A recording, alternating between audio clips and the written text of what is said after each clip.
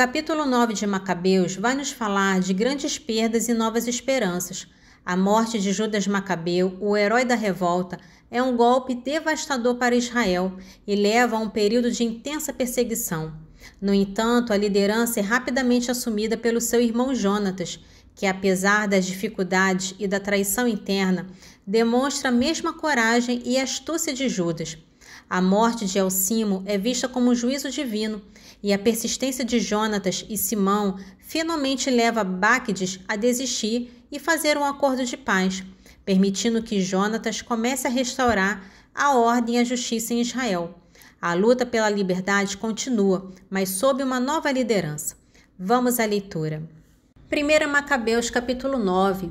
Soube logo Demétrio do fim de Nicanor e da aniquilação de seu exército, e resolveu enviar pela segunda vez Báquides e Elcimo à terra da Judéia, com a ala direita de seu exército. Estes tomaram o caminho que leva a Gálgala e acamparam em frente de Mesalote, no distrito de Arbelas. Apoderaram-se da cidade e mataram um grande número de habitantes. No primeiro mês do ano 152, colocaram cerco diante de Jerusalém. Depois eles se apartaram e foram a Berzete, com 20.000 homens e 2.000 cavaleiros. Judas estava acampado em Elassa, e 3.000 homens de Escol estavam com ele. Todavia, ante o número considerável de seus adversários, ficaram tomados de pânico. Muitos se retiraram do acampamento e, por fim, ali ficaram não mais de 800 homens. Verificando Judas a dispersão de seu exército e a iminência do combate, sentiu seu coração angustiado, porque já não tinha tempo de reunir os fugitivos. Consternado, disse aos que tinham ficado: "Vamos, ataquemos o inimigo, talvez possamos combatê-lo." Mas eles o desviavam disso, dizendo: "Não conseguiremos, salvemos antes nossas vidas agora. Voltaremos depois com nossos irmãos e travaremos a batalha. Mas neste momento somos muito poucos. Livre-nos, Deus", disse Judas, "que proceda desse modo, e que eu me salve diante deles. Se chegou a nossa hora, morramos corajosamente por nossos irmãos, e não deixemos uma nódoa sequer em nossa memória." O exército inimigo saiu do acampamento e tomou posição diante deles. A cavalaria se dividiu em 2 batalhões. Os fundibulários e os flecheiros se colocaram à frente, e todos os mais valentes postaram-se na primeira fileira. Báquides achava-se na ala direita, e ao som das trombetas a falange avançou dos 2 lados. Os soldados de Judas tocaram também as trombetas, e a terra foi abalada pelo tumulto das armas. O combate se prolongou desde a manhã até a tarde. Viu Judas que Báquides se encontrava à direita, com a mais forte porção de seu exército, e cercado dos mais corajosos dos seus. Rompeu ele essa ala direita e a perseguiu até o monte de Azoto. Mas a ala esquerda, vendo derrotada a direita, lançou-se atrás nas pegadas de Judas e de seus soldados. O combate tornou-se mais escarniçado, e tanto de um como de outro lado caíram muitos feridos. Judas mesmo caiu morto, e então todos os outros fugiram. Jonatas e Simão recolheram Judas, seu irmão, e o enterraram no sepulcro de seus pais em Modim. Todo o povo de Israel caiu na desolação e o chorou longamente, guardando luto por vários dias, dizendo: "Como sucumbiu o valente Salvador de Israel?" O restante das façanhas de Judas, de seus combates, de seus feitos heróicos e atos gloriosos não foi escrito. Ele é, com efeito, por demais numeroso. Ora, após a morte de Judas, aconteceu que os perversos reapareceram em todas as fronteiras de Israel, e todos os que praticavam mal deram-se a conhecer. Naqueles dias dominou também uma grande fome, e o país passou para o inimigo, entregando-se a ele. Báquides, por sua vez, escolheu homens ímpios para colocá-los nos postos de comando. Estes procuravam com empenho os amigos de Judas e os conduziam a Báquides, que se vingava deles e os escarnecia. A opressão que caiu sobre Israel foi tal que não houve igual desde a época em que tinham desaparecido os profetas.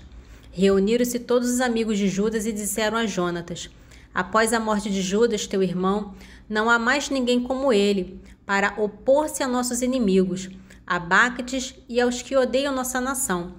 Por isso te escolhemos hoje, por chefe, para nos conduzirdes ao combate." A partir dessa hora, Jonatas tomou o comando e assumiu o lugar de seu irmão Judas. Tendo Báquides conhecimento disso, procurava matá-lo.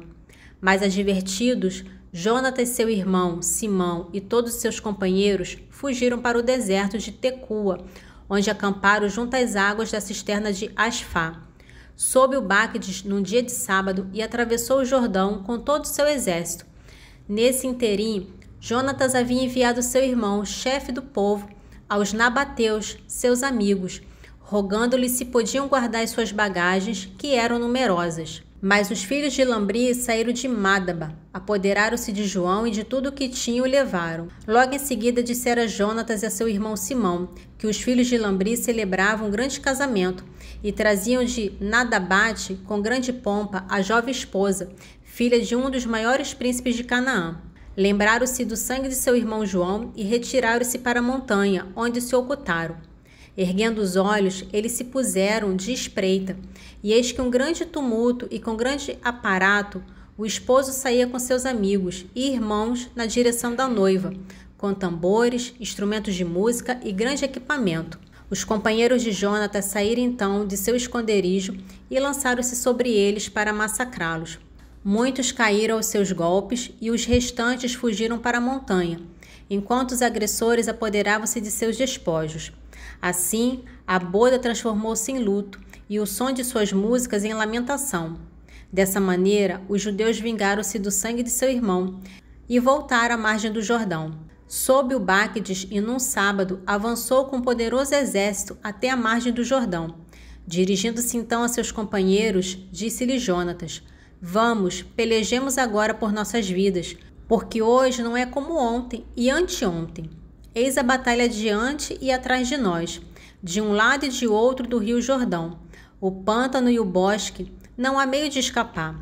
Clamai, pois, agora ao céu para nos livrar de nossos inimigos. E travou-se o combate. Jonatas estendeu a mão para ferir Báquides, mas este escapou, retirando-se para trás.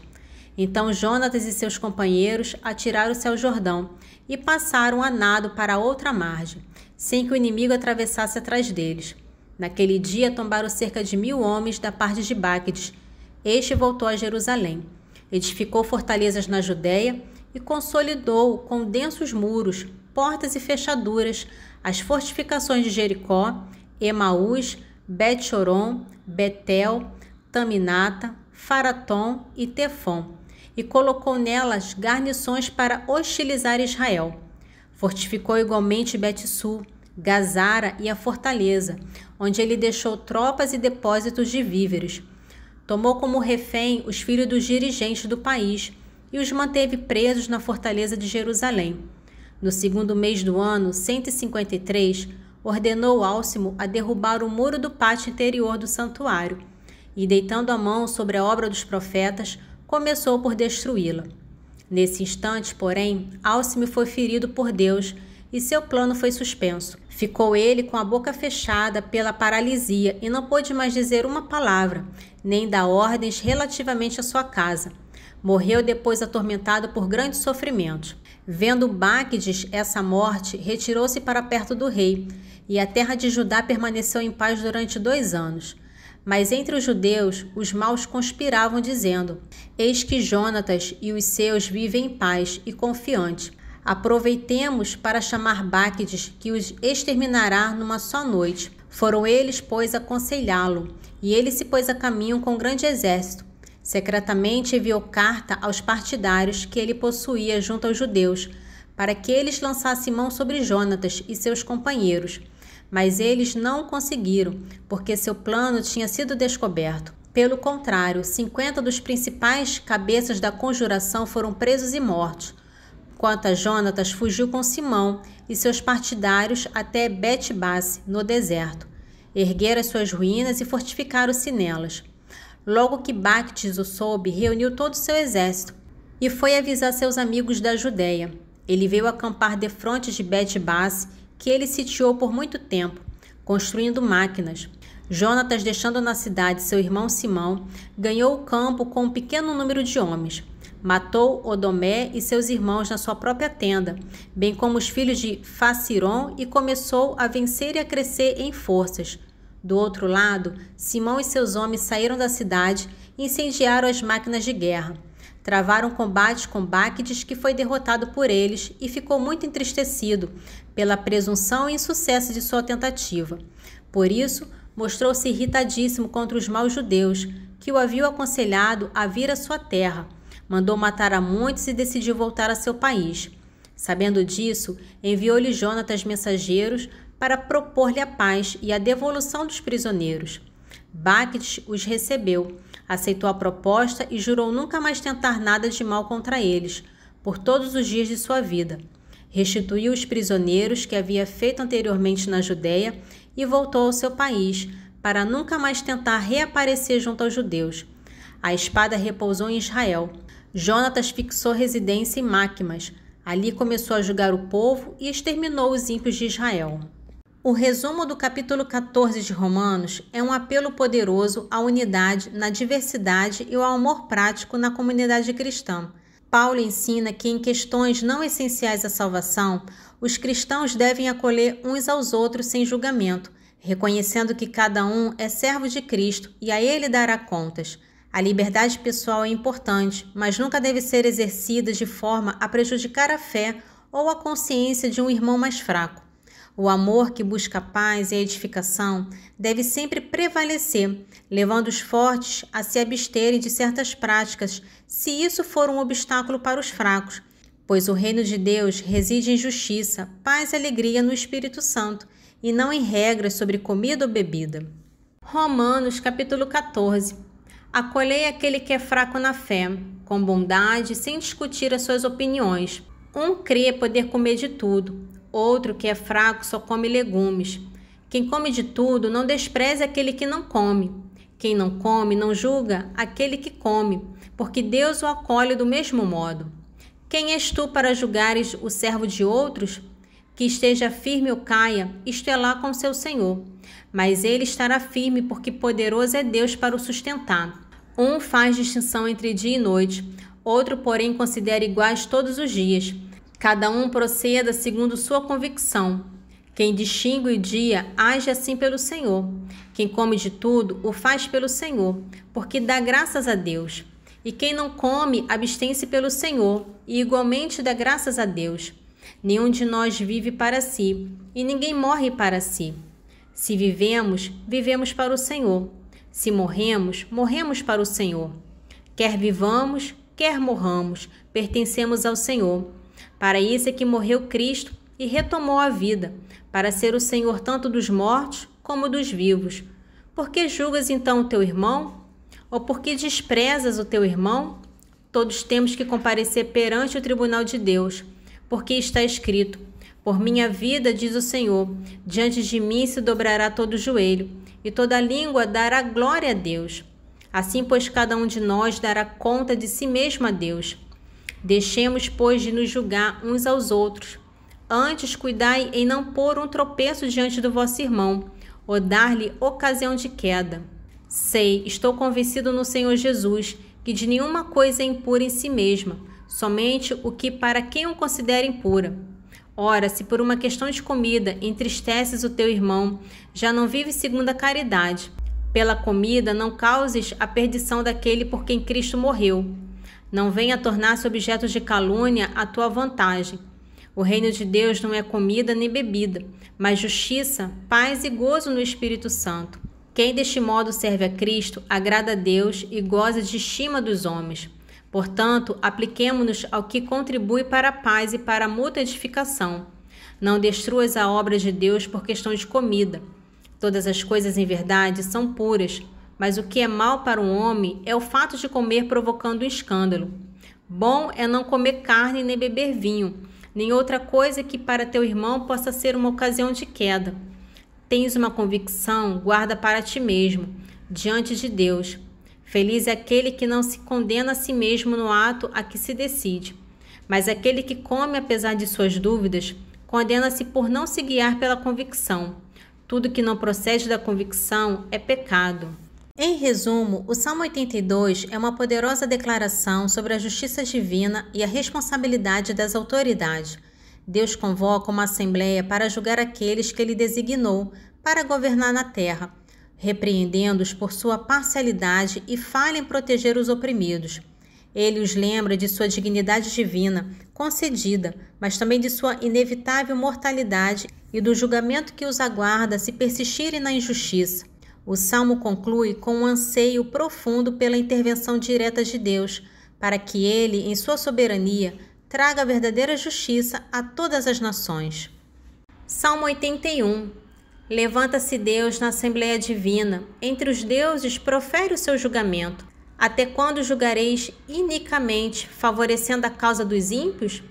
Defendei o oprimido e o órfão, fazei justiça ao humilde e ao pobre.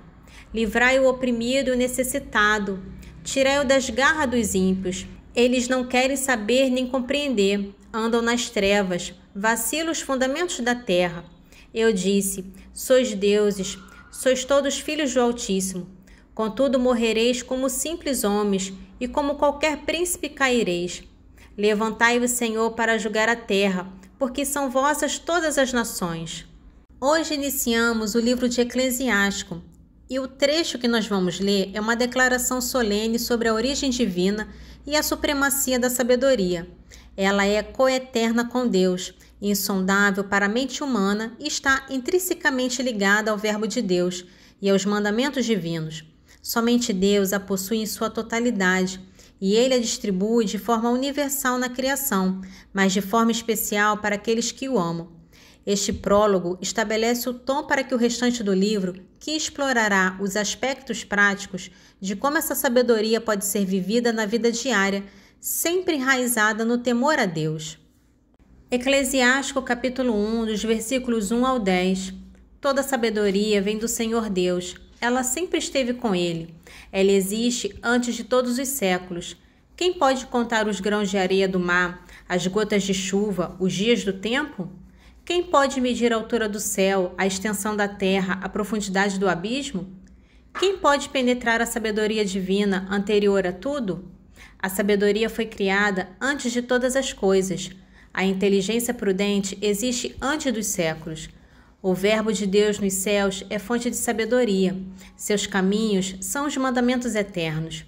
A quem foi revelada a raiz da sabedoria? Quem pode discernir os seus artifícios? A quem foi mostrada e revelada a ciência da sabedoria? Quem pode compreender a multiplicidade de seus caminhos? Somente o Altíssimo, Criador onipotente, Rei poderoso e infinitamente temível, Deus dominador sentado no seu trono. Foi Ele quem a criou no Espírito Santo, quem a viu numerada e medida.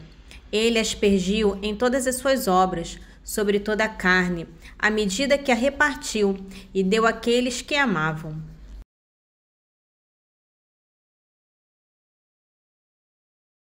Glória ao Pai, ao Filho e ao Espírito Santo, assim como era no princípio, agora e sempre. Amém. Divino Espírito Santo, iluminai-nos, guiai-nos, dai-nos sabedoria e discernimento. Amém.